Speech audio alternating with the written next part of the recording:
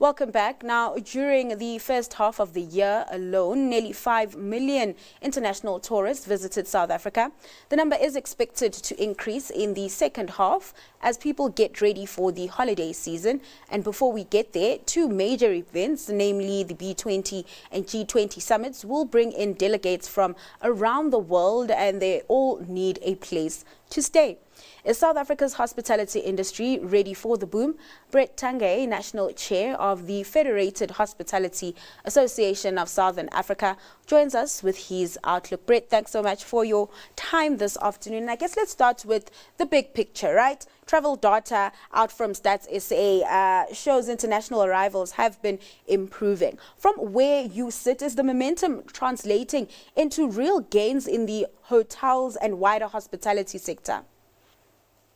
We are slowly starting to see an increase in the foreign numbers. The bigger issue we're actually sitting with is that we've ended up in a post-COVID tourism environment in South Africa with a bipolar tourism setup, where you've got a huge nexus around the Western Cape and around Kruger National Park. Now, the big conundrum we're sitting with is to try and spread the love throughout the rest of the country. So if we're looking at the actual tourism figures, if you dive down into them, Western Cape doing extremely well, numbers up. Kruger around that area, in that environment, numbers are great. But what we're seeing is that the rest of the country is not doing as well. We're slowly starting to see small recoveries on Gauteng and KZN. But those numbers are not what we needed yet. We're needing to try and push for deeper inclusivity in terms of the tourism spend for the foreign market. And is that where... Yes. Is that where then business travel then comes in? Because I do know that it's been sort of shifted, sort of slower post the pandemic, where even after the pandemic and traveling continued, we saw a lot of leisure traveling. And you mentioned the Western Cape as well as the Kruger. And I can only imagine that it's a lot of leisure traveling on that front. Correct. What are we seeing when it comes to Johannesburg, particularly now when we have the B20, the G20 conference coming up? We've also had some of, the smaller conferences taking place ahead of the big G20 conference. Yes, so the G20 has been quite important for the business travel side, especially in your bigger centres, not so much in the smaller centres, but in terms of your bigger centres have seen good occupancies coming through, good revenue spend, which is brilliant. We need it.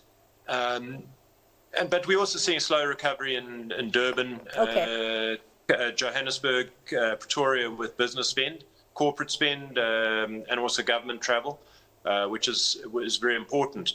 At the moment, if you see what we are worrying about in terms of the statistics is the domestic market. Yes.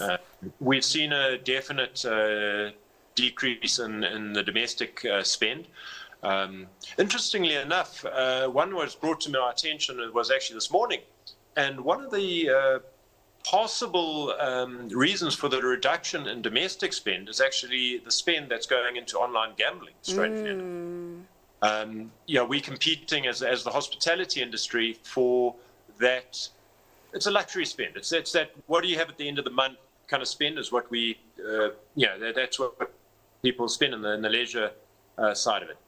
And it looks like that might actually be playing a role because it actually we've seen it across, even in the restaurant sector with the spends are down, especially on the leisure side, the spends are down, and we need to try and get that rejuvenated. Of course, the nice one we need to push to is still on the foreign numbers. Yeah. So if you look at the stats. Yes, they talk about a couple of million arrivals and all the rest. But remember, a large portion of that we don't really classify into the hospitality and tourism sector. It's the guy from Mabon going across the border to go and do his grocery shopping or see a doctor. Yes, there's a bit of spend. But it's not the big leisure spend we're looking at. The big leisure spend we're looking at is we're only sitting at around about 900, we're hitting on towards 1 million actual bona fide tourist arrivals, international tourist arrivals. Now, that is the number we actually have to look at, because that is where the proper spend is. And so I always equate back. Let's look at a similar long distance destination to South Africa. Let's say, I always say, is look at even a small little place like Phuket in Thailand. Phuket Island, probably the same size as the Durban municipality, eThekwini, gets, the last time I saw the figures was about 3.9 million bona fide tourists a year. South Africa as an entire country only gets around 1 million. So that's the kind of disparities that we're talking about. And that is what we need to work on and to try and tackle as a tourism and hospitality industry in this country. The potential there, if we could, but literally, if Phuket can get close to 4 million, why can't South Africa? So if we can, in the short term, just quadruple our foreign arrivals, just even if we could bring them up to 3 million, not impossible. The economic impact on our country would be huge in terms of job growth. And also, the entire economic ecosystem around hospitality that goes, it's your food suppliers, it's your linen suppliers, your chemical suppliers. And of course, 3 million, you Brett, just have to look at the spend numbers. Let me just interrupt you there. I like the where you talk about the disparity between what we're seeing playing out in Phuket and here at home.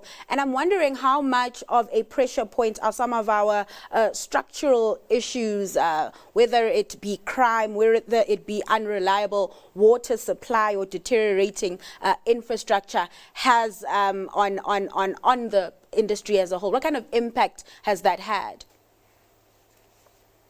I think the greatest one, unfortunately, has been self-goals by our own government in terms of their geopolitical stances, unfortunately. If you look at a lot of our competitive set internationally, you've got Tanzania, Kenya, Thailand, Vietnam, all countries competing. We're all competing against for the same foreign dollar.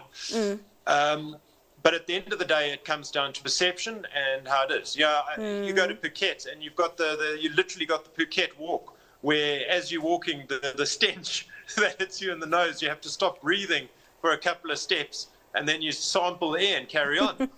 But they're full of tourists. There's huge structural issues there, but it's a perception thing. And us as a destination, especially if you look at Gauteng, KZN, we've got huge perception issues as destinations. And that's what we need to work on. Is we need to change the narrative as a country. And if we can change that narrative as a country and put our best foot forward, potholes, you've got potholes in the UK, you've got potholes in the USA. It's not an unknown phenomenon. You've got sewage issues all over the world. The crime is not unique. I can give you one example. Durban has not reported one major tourism-related crime in the last 3 holiday seasons. Not one. What other city worldwide can claim that? I'm sorry, you go to London and you get knifed in an underground. You can go to Durban and you haven't had one reported tourism incident or major incident in the last 3 holiday periods. So we have a lot to actually boast as a country. But we need to, I think what we're doing is that we're failing to get that message out internationally. And a lot that, again, it comes back to what is the national government looking at. And unfortunately, there has been a little bit of a over